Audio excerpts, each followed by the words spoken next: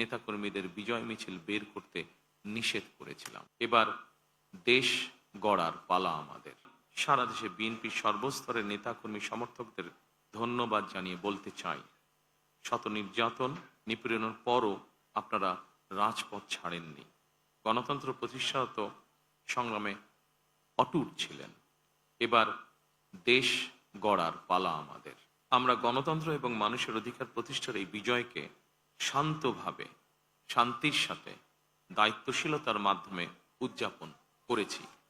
নির্বাচনোত্তর বাংলাদেশে যাতে কোথাও কোনো অপ্রীতিকর ঘটনা না ঘটে, এই জন্য শত উস্কানির মুখেও আমি সারা বাংলাদেশে বিএনপির সর্বস্তরের নেতাকর্মীদের শান্ত এবং সতর্ক থাকার আহ্বান জানাচ্ছি।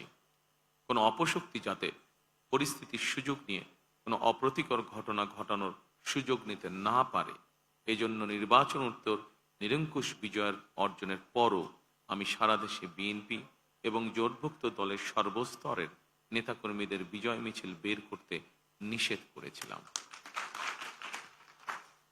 আমরা আল্লাহর দরবারে শুকরিয়া আদায়ের মাধ্যমে বিজয় উৎসব পালন করেছি।